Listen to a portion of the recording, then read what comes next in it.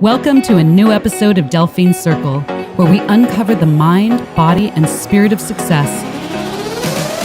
Subscribe now for free to receive updates on the latest interviews. Then, sit back, relax, and tune in.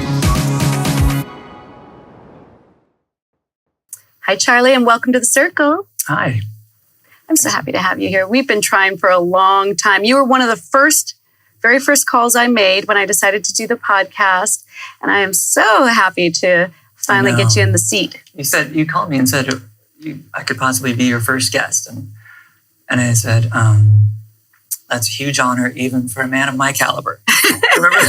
But then we're going to do it. Yeah. Well, we got you here. We met, I don't know, I guess it's been a couple years ago. We met through our mutual friend, Murphy Cargis. Yep. Bandmate of yours in Painbirds when you guys were playing at Noah McMahon's charity event. I'm playing with him next Friday in Vegas with Stephen Wesley and Mark from Uncle Cracker and the guitarist from Smash Mouth and one of those kind of big deals. And Murphy and I are driving out together. How fun! Yeah, I love that guy. Well, that is awesome. Yeah. I cannot even have a conversation with you without sharing some of your career highlights because there's so many. And I thought I knew how amazing you are, but really in preparing for this interview, I was kind of blown away about how many things I didn't even know about.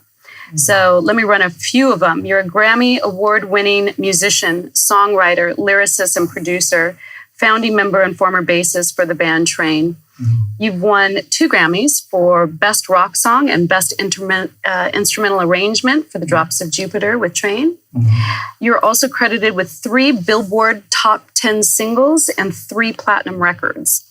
Shucks. I don't know for sure, but I would say you're probably the most highly awarded musician in the city of Newport Beach, right? Possibly, but I'm still not in the Hall of Fame at Harbor High School. I'm bitter about that. So we have to correct that. That there was the only thing that I feel is slightly inaccurate is the bassist thing, because Rob Hotchkiss was in Train, and he was 7 years older than I was, and I met him when I was in junior high. He was coming across from Berlin because his dad was a pilot, and he did his last year of high school at Newport Harbor, and I heard he was playing on the quad.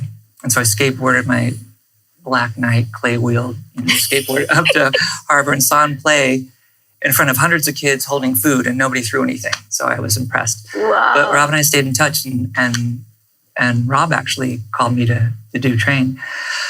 But, he and I switched off all the instruments, which was really fun. So I played guitar and some keys and bass. So did Rob. So anyways, I don't know why they always just say bassist. And I played a ton of guitars because I write on guitar. And so I guess that sounds that I'm insecure about it, but it's just that sometimes I think guitarists and then bassists, it sounds like some people think of in rock bands as like a failed guitarist, so you're bass or something like that. Well, I love when you play the stand-up bass. Well, that is so sexy. It's the most underrated instrument, though. I prefer it because when you're playing live in a band like Train, we would tour a record for sometimes 3 years, and we do 150 shows a year plus. And so you're playing the same 15 songs a night for months at a time. And so if you're playing lead guitar and things like that or singing, you pretty much have to sing the same thing. Mm-hmm. But Scott Underwood, the drummer, who's more than a drummer, he's incredible. But he and I, when I play bass, we could change things a lot in terms of energy and even melodically every single night and kind of keep it really interesting because you feel the bass more than, hear it. It's in that lower frequency, which actually does all the endorphin releasing. So it's a misunderstood instrument. But, wow. Very, very important, it sounds like. But when I read that list of highlights, I mean, is that what you envisioned when you wanted to be a musician? How does that sound? Not at all. I mean, because I wanted to make a living as a musician, but my plan was, I got really interested in film music and jazz. And I know that. But I really was committed. My plan was to, have an apartment somewhere in Brooklyn or Manhattan and give lessons and get in like an orchestra pit band for off-Broadway or Broadway if I was lucky. I knew that's an achievable goal. And then I could sit in with bands at Blue Note or Sweet Basil or whatnot, like Round Midnight, which I don't know if you know what that term means. That's why all the jazz guys have records called Round Midnight. Is because they're usually contracted to play 3 sets, and around midnight, if they want to keep playing, they can. And the club owners love that because they can, make more money. And so it's open to let people sit in. Mm-hmm. And so if there's a great musician that's touring, all the local musicians like from New York would go and be there and hope to sit in if like Dexter Gordon or Miles Davis or somebody's playing. And that's how you would come up. Yeah. And that was my plan. That was the plan. And I was happy with that plan. But then I got a call from Rob Hotchkiss, the same guy I was just telling you about, in my first year at Berklee, and said, I've got a project and we have a record contract and let's go work in the real world. And I thought I can go back to school, but I won't be able to have this opportunity again. Wow. So then I got in, we were out on the road, and I just thought every tour, I thought, well, it's all going to fall apart now. I never thought, and it just kind of kept on going. I woke up when I was 40, Well, and you've got so much really cool stuff you guys are working on right now. So I'm so happy to have you here to really talk about what's going on. But before we get into that, let me go back a little bit. Okay. Talk a little bit about the history of Train, because I got to tell you, Train to this day is probably one of my all-time favorite bands. I loved every single song, every single record. I've been super, super happy, especially the early stuff. To me, the early stuff was the best stuff. But how did that band come together, and why is it named Train? Well, again, I mean, because I met Rob Hotchkiss, in 7th grade in Newport Beach, which is crazy. We actually found Jimmy Stafford, the shaved head, guitarist, out of the Penny Saver, if you can. But the band Rob called me about, that was called Apostles, and we had a record deal with this subsidiary of Polygram. And so at the same time they signed us, we were like the new band, and I was still in my teens. They also signed David Bowie's band called Tin Machine, which was David Bowie's, how he reinvents himself all the time. So he wanted to be in a rock band and be like in a democratic band where everybody, just a real band. And America didn't really love it that much, but they were on the same label. And so by happenstance, we got associated with them. But in every other part of the world, they were really accepted, and the band was kind of huge. Anyways, so we got to be kind of come out at the same time as them, and there was an association and shows and stuff like that. And so my band at that point, we were great live. We were traveling, we were doing shows, we were touring. We had a record out, but it just, the record didn't sell. And after about 3 years, we just couldn't, do it anymore. And it kind of ended, and I happened to be in the part of I was in Australia. And to make a long story short, we fell apart. Band broke up. We got dropped from Polygram. And I stayed there. I married an Australian singer, who was also signed. She was signed to Mercury Records, and she needed an H-1 visa. I needed to stay over there. So we were best friends and dating, but it was a convenient thing. Mm-hmm. And then, so I stayed over there for a little while, moved to Singapore and did Jingles, which was one of the best years of my life. Meanwhile, the guys in Apostles regrouped and got a new singer, which was Pat Monahan from Train. And they decided to start take the band to San Francisco. And Rob called me and said, do you want to join this band? It's basically us with a different frontman. And I didn't say yes right away because I was doing something else, but I was collecting homeless people's art in LA, and Chuck Jones invented Wile E. Coyote and all those, that artist who was living in Corona Mar was back in that project. But I eventually said yes and went up to San Francisco and joined Train. And I said, I'll do it if I can bring the drummer. And I had met Scott Underwood in Colorado, and I was briefly in a group with him. So Train was the band that I was in, in my late teens, with a new drummer and a new singer. So for me, I've kind of been in Train since I was a child. Yeah. But so when we regrouped, I was about 26 or 27. So when you guys were in the process of recording Drops of Jupiter, did you have any sense that song was going to be as huge as it became? No, we really didn't, because that song was an afterthought. We turned in the record that was later titled Drops of Jupiter without Drops of Jupiter on it. And it was a follow-up to the record that had Meet Virginia on it. So we had, I can't remember, I don't know if that song was a #1 song, but it was a pretty big hit. Yeah. But we wanted to, and so Columbia said, we like the record, your fans will like it, I think, but it's not different enough, like we were kind of, and so after I got They were saying that about Meet Virginia, or about the Drops of Jupiter record that we turned in without Drops of Jupiter on it. Yeah. And so, we all, I think, had our feelings hurt for a minute, but then it was kind of like, well, we are being paid to be songwriters, and so let's just keep writing. So anyways, that song, put it this way, when it was presented to Columbia, I think that part of the thing about that was that they got to feel kind of ownership, like they felt like involved, and they loved it. And it was just immediately the whole machine, us touring, radio, everybody involved in the Sony empire, kind of got behind it. Yeah. And it was a weird song because it's piano driven, and we don't even have an actual keyboardist in the band, even though everybody kind of plays piano. And then so, and it was kind of a 5-minute song that's not a rock song, but it's not a ballad. You know what I mean? So, well, you said that you like to write like Elton John, and to me, that is a very Elton John kind of a song. Absolutely. In fact, I think Brendan said when we were in Atlanta, Brendan O'Brien, the producer, he ended up going and becoming a big part of our lives, and he produced Rage Against the Machine, Bruce Springsteen, and a lot of the Seattle bands and stuff. He's amazing. One of my favorite people. And he said, I know Elton, he'd probably play on it. And then he said, wait, though, if we have a hit with it, it'll always be the Elton John and Trent song. Yeah. So we settled for Chuck Leavell, who plays with the Stones. Because, it was kind of like a chopsticks, kind of like dung, dung, dung, dung, dung, dung, dung. But he did it with this kind of almost like ragtime shuffle. It was incredible. But nobody, and it changed so many things for us. It won the best rock song. It won best arrangement, but it was also nominated for Song of the Year, which, I mean, I don't know if you could set a higher goal.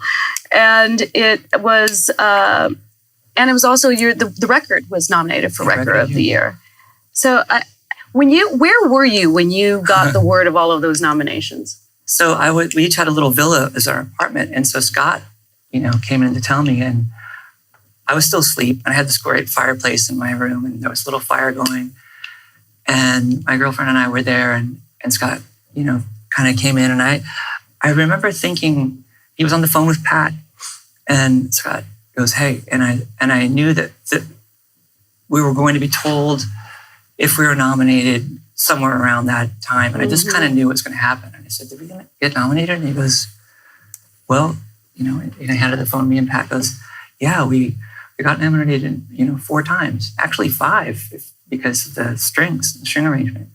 Because there was so many things about, let's say that the string part was important, because, I think we all tried to help write those strings, and we had a 6-piece kind of chamber orchestra come in Atlanta when we were recording at Southern Tracks. And we Brendan and we all had some experience writing strings. And, we tried to make a nice string arrangement, and it was good. It was pretty good. And we were listening to it, and there was nothing wrong with it. But then I went back home, and I was listening to Tiny Dancer and You Can't Always Get What You Want, and things like that. And Life on Mars by David Bowie. And I noticed the common thread was this guy, Paul Buckmaster. And Brendan had suggested Buckmaster, him. really? Yeah. Yeah, Buckmaster. Yeah, okay. I know the joke you're thinking. But so Brendan emailed him, and he lived in Scotland or something, and he said, "No, I don't want to do it. The record industry kind of wasn't that fun for me. I moved on from that." So, anyways, we kind of begged him. We offered him more money, and then we put pen to paper, and I had a Scottish crest ring and kind of stamped it in wax and sent it to him and said, "Don't deny us of your genius. Just send us a template." And he did. He sent something back. And what I remember is it was so much better than anything I could come up with. It was just so much better that I realized, okay, instead of wanting to be known as a guy who can do all these things, So how does that work? What does that mean? So you send him the song, but he comes back with a different... He sent us an arrangement of the strings. Like the song was done with guitars, piano, bass, and drums and vocals and overdubs of things that like that's what Train does. So we did the Train song. And then we thought it would be fantastic. Let's say if you're thinking of let me think. Okay, The Long and Winding Road, Long and Winding Road, bump, bump, bump, bump. You can't picture it without it. Yeah. We thought, let's write a string section. Let's have somebody write a string section that would be, because we didn't want to put in a bunch of guitars. There's actually no real electric guitars until the second chorus, which is, and we were a guitar band. So it was different. It was fun. It was more like a Billy Joel song or an Elton John song or something like that. Or, oh gosh, I'm trying to think of another example. Anyways, but that hadn't been in a long time. There was those great kind of 70s artists and it makes it timeless, so it doesn't date and stuff like that. And so there's a few geniuses that can really do that. And that's when I realized, okay, if I don't know how to do something, if it's not really my wheelhouse, find the guy who's great at it instead of wanting more credit. That was a huge thing. So now, and it kind of reminded me to, always surround myself with great people, brilliant people. Feel like the worst guy in the room. Yeah. So how did your life change after winning the Grammys? Well, that was so unexpected because a couple of things. First of all, my life changed because I just walked the earth knowing everything's possible. Anything's totally possible because that was impossible. You asked me if we thought that was going to happen. I've never in my wild. And we were, at the timing, the people in our categories, like for the one we won was, U2 with Beautiful Day and Coldplay and Dave Matthews for Space Between, Radiohead for Amnesia. These are bigger bands, more important bands. People didn't really know the name of our songs, band, even then. But the thing was, they asked us to perform. And so Paul Buckmaster, who was also, nominated, he flew out and we had the LA Philharmonic and we went to USC and picked out, I did a brief stint at USC when I joined the Apostles. And we went to their music school and found this great female cellist. And Paul wrote a 30-second intro because we were playing first. And so we thought people would just be tuning in and miss us. So we wanted to stall it as long as we could. And so, spotlight goes on her. I can't imagine the pressure. And then he starts conducting the Philharmonic. And then boom, we start. And I was looking at Al Green and Billy Joe and Joel and Bono in the front row. And I remember thinking, this is just so surreal. But I thought that was like the consolation prize because there's no way we're going to win over these other artists.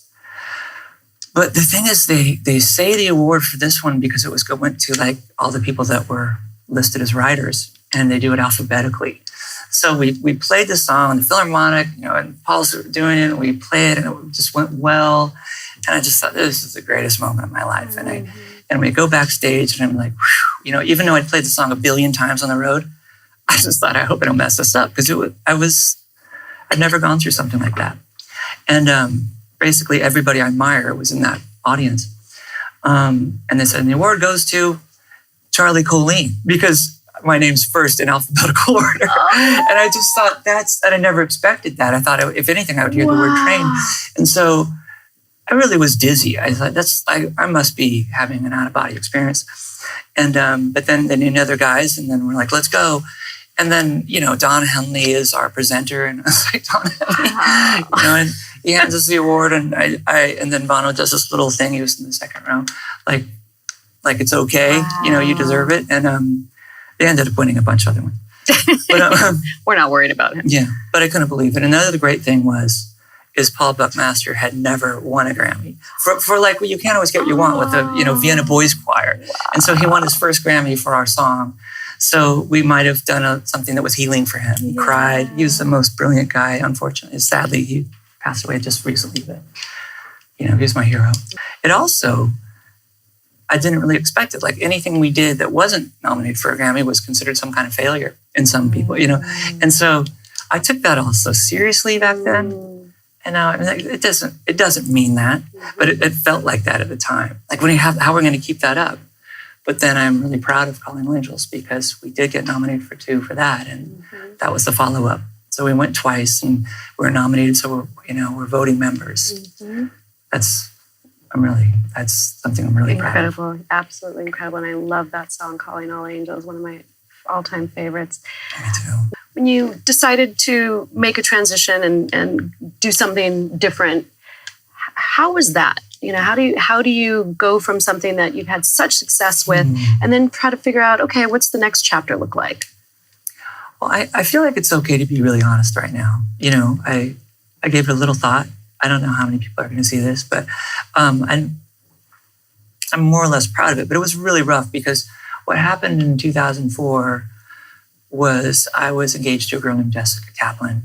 And so to make it really brief, there was a lot of things that led to me leaving, but it really escalated into it. And we'd been we never took a break. We drove our tour bus into the parking lot of the recording studio for our second, third record. And then in Philadelphia, we made that 1.5 record, we called it, and did it in between shows. And we just never stopped.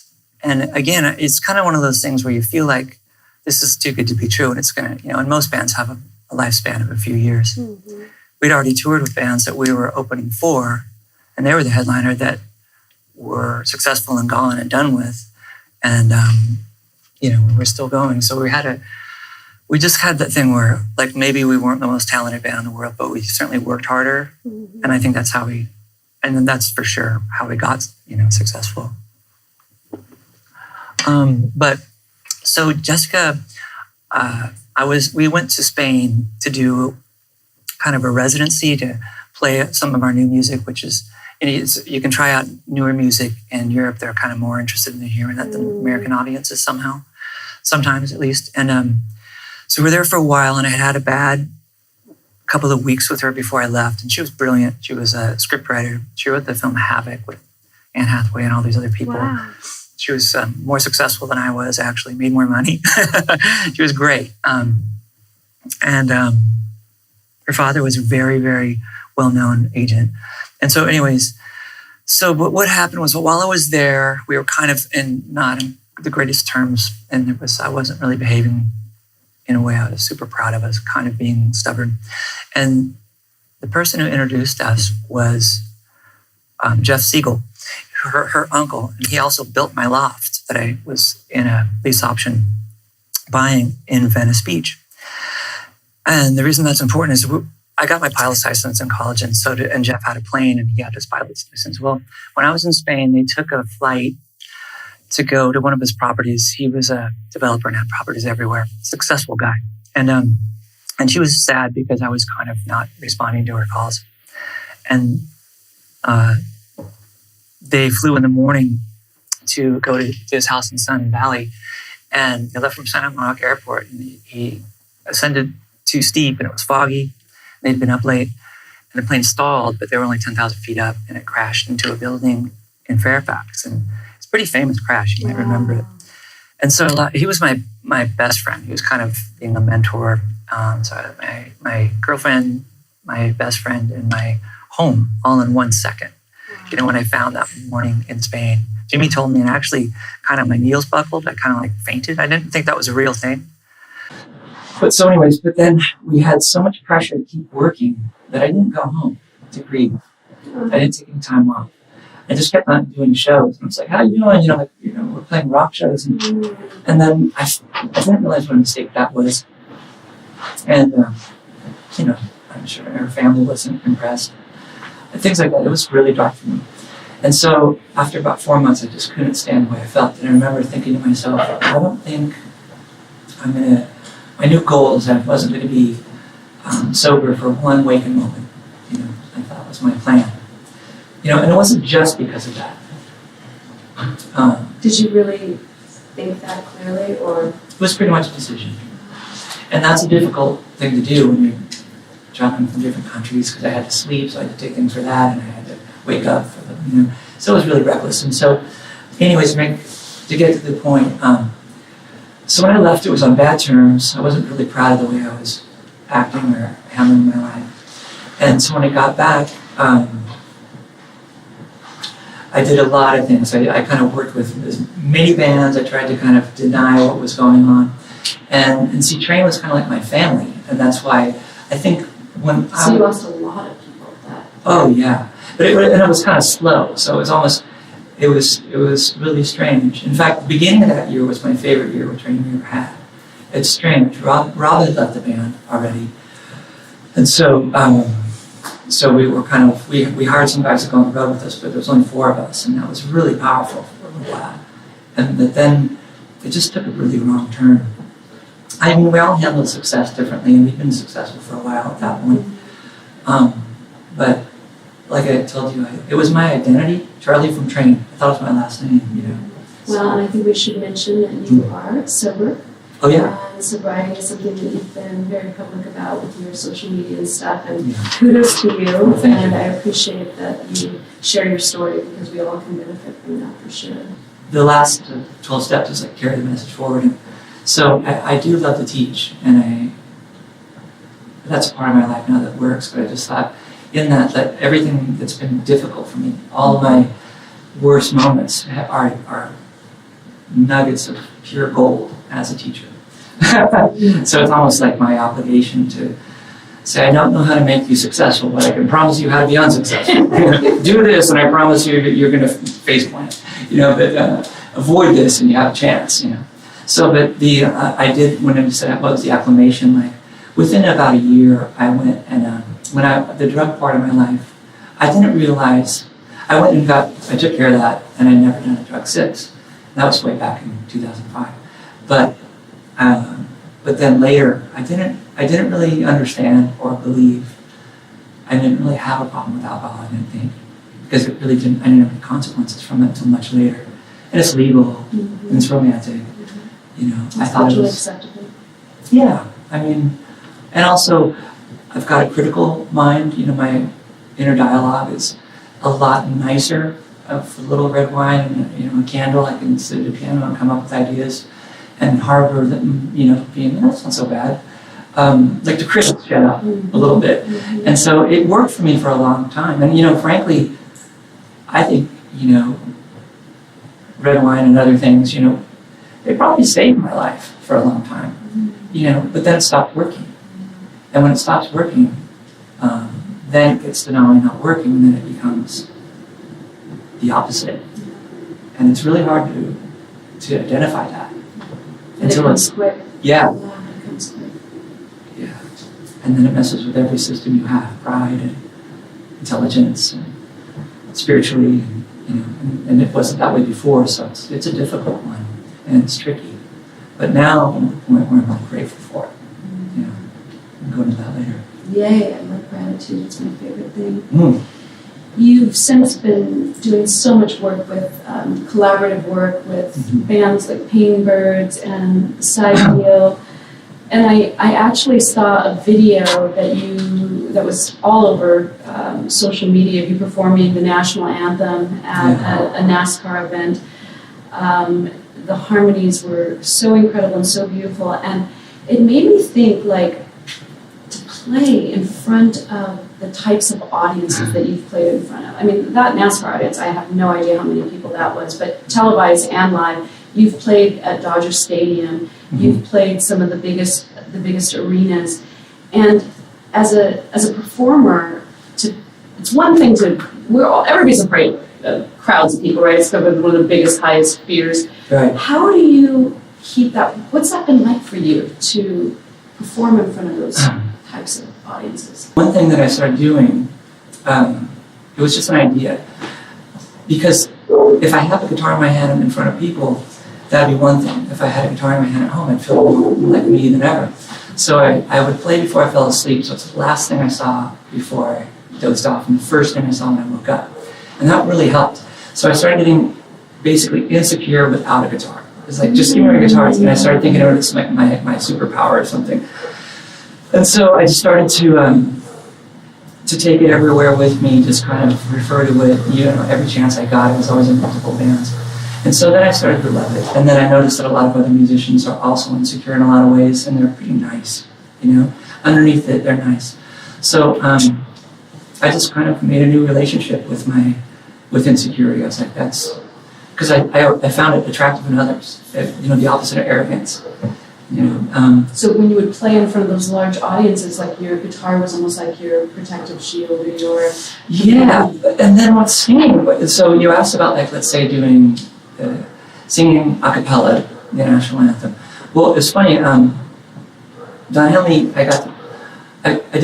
tried to do some private events, and backstage once he goes, I think I asked him, how do you stay interested in this career for so long? Because sometimes we'd have, like I said, we'd be touring the same songs, same record, and we'd be dying to make a new record, but Columbia would kind of want to let us, as long as we were filling up, large venues. And so, sometimes I'd feel a little bit burnt out. Maybe I'd feel like I wasn't being as sincere as usual because I'm going through the motions. It's just natural once in a while, and I don't like that feeling. But he said, sing more. He goes, if you sing with your friends, if you sing with 2 or 3 guys, 3 or more people, there's something really magical that happens and I never get sick of it. And so I've always had a good voice because it's a high voice, but I'm not a front man. I don't have that personality. I don't want that job. I've never wanted that. Like, I used to just kind of like love that I could be depressed and stare at my shoes, and that's totally acceptable because I could be introspective, and some people in the audience relate to that. Mm-hmm. But Pat has to be like, how are you all doing tonight? Every night. And I thought, that must be hard because I know he's an emotional guy. Anyways, so I started singing harmonies all the time, and my Private Nation record, you can really hear it, and songs like Hopeless and stuff like that. I'm really proud of those harmonies. And I just became much, much more into it, and then I realized I have a really good pitch. And then I realized when I'm playing guitar, I'm singing it first. I don't even know what the term, and if it's a millisecond, but I always hear it before. And so I started writing songs without any instruments and really practicing that, like hearing things. My favorite thing that happens is when I have a dream, and in the dream there's a band playing, and I'm jealous of that band. Like, man, those guys are good, gosh, I better pick up my game. And then I wake up and I'm like, oh, that was me. That was my song. And then I try to remember it, and I kind of can, and that's happened more than once. That's so cool. But so it's called sight singing when you can actually picture the note and sing it without having to reference to an instrument. And so I got good at that. So we do a little something here called the big questions, and this is an opportunity to delve a little deeper. But you've been so deep, so I'll try and get a shorter answer somewhere. Do you have any consistent routines, things you do every day? Yes. I'll just list them instead of telling you about them. So I get up, and I notice it's the only time I really have by myself. And even if the dog's up or somebody else is up, I take it for myself. And I put on a certain type of music. Well, usually I just put on KUSC. I just love classical music at that time, and they're usually pretty, adagios and ballads or, opera arias. I do a gratitude list, which is, if you don't do that, you just should. It really works, because I've never had a time where I can't think of it, and it keeps getting simpler and simpler. So do you write a new list every day, or do you review a list that you've written already? Or I write a new one, and that doesn't mean I can't repeat myself. Right. But then sometimes I try and turn it into like a haiku kind of thing. I'll look at, the dog smiling, or whatnot, or the way that my crumpled up napkin looks like a iceberg, or something. And make references, and sometimes it inspires poetry or a lyric, but I'll get onto that. But just, I'll breathe, and then I'll picture what I'm breathing in. Sometimes I do the breathing like cool silver and exhale warm gold and things like that. And then I picture that we're, and then the thing that has been hard, but now I do it consistently, is cold water swimming, ocean swimming. And the thing, there's so many things about this. I have to do that in the winter and the fall. I have to breathe. So I'll get up, and then I am in recovery, and so I found an AA meeting that is, when I'm home, it's right here on the beach in Laguna, and it starts at 7, so I get up and get there before, and it's a huge amount of breathing. And when I get into the water, I keep thinking there's so many things about the water that is so great, but first of all, being cold, it's the answer to inflammation, and I just know how good it is for me. And it's a practice of doing something that's hard at first and postponing reward, if you will. There's a better word for that. Delayed gratification. That's it. That's the phrase I was looking for. And then so that metaphor, if I do it first thing in the morning, and that's pretty hard, then other things in the day are much easier. You know, going to the gym doesn't seem like no problem, you know. So, and so, and I do that. I practice it. I think, okay, just take care of the hard thing first, and then I feel that sense of, okay, I might not feel accomplishment, but I chipped away at it, and I'm proud of myself, so I can live with that. And then I am a better mood, and it really affects me. So, a little music. I really love green tea, matcha tea, the feminine and that kind of thing. A little yerba mate. That's myotin, not caffeine, so it's not like a stimulant. You can actually metabolize it. Mm-hmm. So, anyways, I have some healthful rituals. I don't know if you've met Heidi Zuckerman yet. She's the new head of the Orange County Museum of Art. She was a guest on my podcast, and you guys have a very similar morning ritual. She does the same 5 things every morning, and I think you've got 3 or 4 of her 5, including the matcha tea. Oh, yeah. Isn't that interesting? Well, there's this great Is she from Laguna? I'll have to connect. That'd be great. I'm friends with Jenny and Anton Segerstrom. Yeah. And in fact, oh my gosh, that brings me back. My first job was I played guitar at the Sculpture Garden at the Newport Harbor Art Museum that he ended up taking over when I was 13 in the summers. And on my little music stand, I'd ride my bike with my guitar. My mom got me that job. She was a docent there. And on my stand, I just put up Rothko paintings at this Rothko book. And so I'd stare at orange and just play orange and play blue. And so it was such a great memory. But no, I would love to meet her. Yes, I'll make sure that we introduce you. What's a piece of advice that you've been given that served you well? Maybe it'll serve me well. Okay, just have 3 at the same time. Pick your best one. Okay. Okay. It's if I have to pick one. Okay, it's Cy Pomley. He said, lead basically a very, I'm paraphrasing, he was much more eloquent. Lead a basic life, a boring life, be a good friend, be a good father if you can. Treat the ones you love really nicely, and just be good with that. And put all your insanity and all your acting out into your art. And I was like, whoa, that's the Pepsi challenge. Yeah. I use that with recovery and everything. It's like the wild Charlie that needed to go do things that were, on the edge and things like that. I stow those. Tell me something that you used to believe but you don't anymore.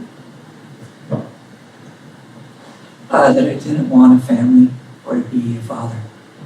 I thought I wasn't cut out for it, and it wasn't really something I wanted. I thought that the right thing to do was me just to be an artist and not impose my ways.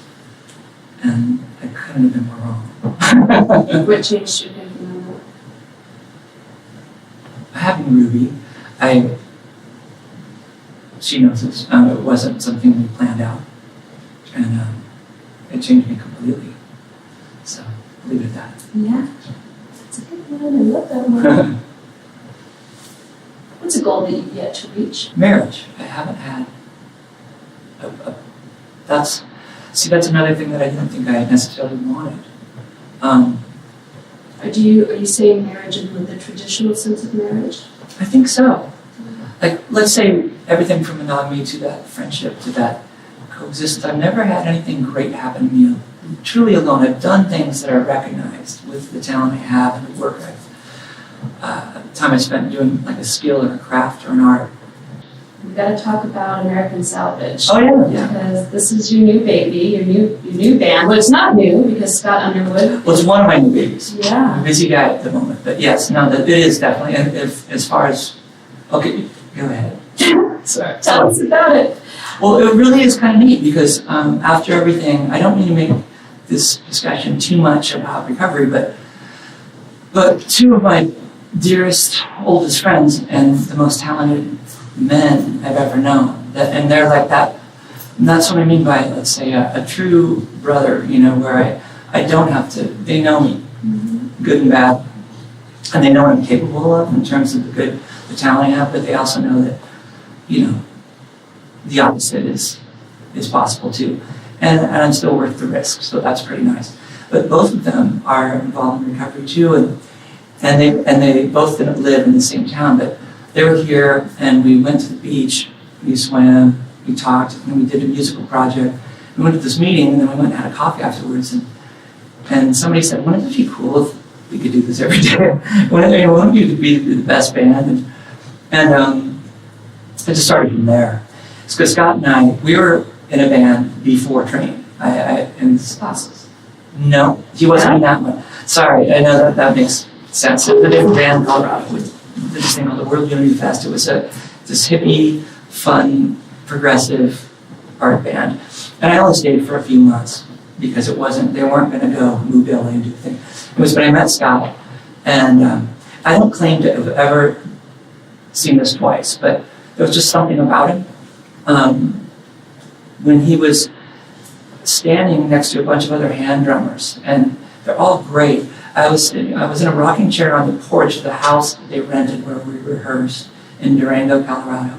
We called it Durango. It was just so utopian and beautiful. I mean, they're just, I don't know, we made these big pagan feasts every night, and it was just, and we played music all day. It was perfect, aside from the fact that they weren't ambitious at all. And I wanted to make a living doing this. I didn't want to just, So anyway, Scott, I was looking at Scott, and I saw this, I don't know if you want to say an aura, I just saw this color. I was like, wow, that guy has this thing. And I just noticed it wasn't everything he did, he had this energy. And I wasn't in any way trying, I wasn't thinking about it. I just kept on witnessing this element he has that was just something about him that was great. It didn't really make me want to be a closer friend. I wasn't trying to get anything from him. I just saw it. And so when I went up and saw Pat and Rob and Jimmy that were starting training in San Francisco, I went and rehearsed with them one night, and I was like, wow, this is amazing. I didn't really want to be in a band again. I was happy doing my art thing in LA. And so I resisted it at first, but I was like, wow, this is going to be really good. I think I'll regret it if I don't do this. But then I thought of Scott, and I was like, we need him. And there was a lot of great drummers in San Francisco. I mean, at that time, there was 30 Blind, and we were rehearsing in the same studios, Counting Crows. Rob and David Bryson and Counting Crows were roommates in college. I mean, there's all these great people everywhere, and it was a really neat time in San Francisco. It was like a movie. But I said, we got to get this kid from Colorado, There's something about him. And one of the things was that he's so funny. He's like a physical comedian. He can fall down in a way that just has, he does. He'll take a fault. I've got the greatest stories about him. Anyways, so the band was really serious, and we needed levity. And so I was like, we're going to need that's something that's not just his drumming. So that was true. And I think that training wouldn't have been successful without all of us had our elements that we brought. Anyway, so Scott and I remained great friends, post-training. He became a producer. I've done a bunch of records with him in Nashville. Anyways, we finally thought, why wouldn't, I guess we all have PTSD in a way from bands. It takes so much, because we know what it takes. If you're not willing to do that, you shouldn't even think about it. No matter where you start. I played with Slipknot at Puddle and Mud, and there's so many bands, Days of the New, that are platinum bands, and I walk right into it when they're successful. To take it to the next level, you have to die. And the universe will put things in front of you that you weren't prepared to do and that you thought you already had done with your 10,000 hours of commitment. And there's got to be a time where it's asking more of you than you thought you were willing to do, or else it's not going to happen. Like, God will meet you halfway or something like that. But you feel like you're ready for that then? Well, only because there's things that are as important or more important than music. Like Eric Clapton said in my face, it's a total shameless name drop, but he said, I'd rather, because it's the people. It's because I'd rather find the greatest guy that I trust, that I don't have to fear, when I turn my back that I'm going to wake up with a bunch of arrows in it or whatever. He said something really to that extent. Somebody I trust, and teach him to play and wait 5 years and start a band with that guy, then start one today with the most successful, accomplished guitarist in the world. It's not worth it, because the band is all about relationships. No, well, we're running short on time, but before I let you go, I have to ask you one more thing. Okay. Newport Beach Film Festival. You've been the music director for the film festival for quite some time, and worked on some amazing projects. Where's that going, and what are you working on? Oh gosh, well, I want to talk. We never got to the movie projects. Okay. Well, that Charlie Colin. Okay, let's see. Well, so I moved to Park City, bought a place up there, and got involved in Sundance. And so that kind of changed my life. And I did a film called Self-Medicated, was probably the best experience I ever had. I got to work with the Prague Philharmonic and Clint Bennett and just all these fantastic people. And then Chapter 27, John Lennon, there was these great films being constantly made. And so I started putting bands together, kind of being like a house band in Park City for the film festival. I had Ronnie from the Killers, Johnny Lang, Skunk, myself. And so we kind of organized stuff. So all the musicians that were there, they'd sit in with us and we'd have these fantastic deals. And then, it would be like, it's Tommy Lee, like Steve Jenkins from Third Eye Blind. It was so much fun. You look like you should be like Robert Redford's brother or something like that. You guys have this like similar look. So film score has always been something you've been passionate and interested in. So much so, and there's so many different ways to look at it. Like I write songs for films, and I love that, so they can be used for the trailer or the credits coming up, or in the film. And I started doing that consistently enough that, at the film festivals, I meet the directors and writers, and then because of my training years and the Grammy status stuff, and I've written with so many different people, I can usually talk to them and get an audience with these directors and whatnot. So when I moved back to Newport, I was living on the island. It wasn't like when I grew up. It was less art that I noticed. I mean, of course, the museum and Anton and your friend, but there used to be a lot of music, a lot of stuff going on that I noticed. So I thought, man, I want to bring more culture to Newport, selfishly, so it's more fun for me. And so I make many, these great, I want to call it great. Like I brought unusual people to the film festival. I get guys from the Pacific Symphony to come, and I had punk guys come in, and Jack Grisham from TSOL, the guys from Adolescence, and and then anyway, so we'd have these interesting opening nights, and then for the next week I'd have the musicians that I had and the musicians that had done the scores for the independent films, as many as I could. I'd ask them to do a Q&A lecture or perform acoustically, and that went really well. And so during that time, I would be present, and I'd see 3 films a day. I'd go to the Q&As and I'd meet the directors, and then usually I'd end up with more work. And so now, the best film that I've ever had the opportunity to work on in my career, I met at the Newport Beach Film Festival. And the last year we could do it because of COVID was 2019. An Australian director, and I lived in Australia. He's a surfer. I'm a surfer. He lost his wife. I lost, Jessica. We had so much in common, just hit it off. And then it got put on hold, which I thought was the worst thing that could happen. But what ended up happening is I had more time with the script, and he kept on amending it, and I took more words from the script into the song. And then he wanted more songs, and now it's become kind of like The Graduate or Harold and Maude, And he has an Academy Award-winning actor, and I'm a Grammy-winning composer, so he went and raised more money, which meant that I got to be an associate producer status. So now I kind of became a bigger part of it, which led to other projects in the same way. So Has that movie been released yet? No, it's coming out. His first film that was in the film festival is called A Boy Called Sailboat, and that's out. And that won so many awards, 60 plus film awards. It won the Grand Jury Prize here in Newport. And so Tamara and I became such great friends. And so I got to sign a contract with him where even if they changed the production status at all, I'm locked in to do the score. What's the new film called? It's called The Forever Game. And if I told you the theme, we'd both be crying. It's so gorgeous. But when he was trying to, and then in the score, I wrote songs with Tom Luce and Paintbird stuff and some other of my friends. And then the score itself, I'm working with, this is Rocco DeLuca.